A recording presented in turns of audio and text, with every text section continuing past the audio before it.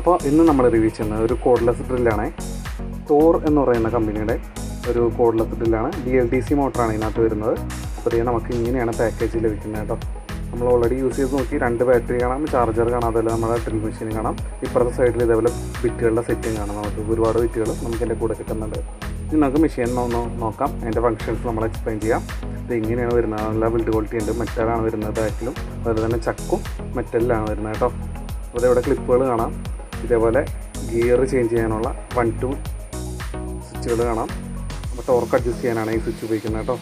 ഇവിടെ തിരിച്ച് അഡ്ജസ്റ്റ് ചെയ്യുന്ന ടോർക്കിൻ്റെ അഡ്ജസ്റ്റ്മെൻറ്റ്സും കാണാം. അത് നമുക്ക് ആവശ്യമുള്ള രീതിയിൽ സെറ്റ് ചെയ്തോ കേട്ടോ. ഇതാണ് മെറ്റാലിക് ചക്ക്.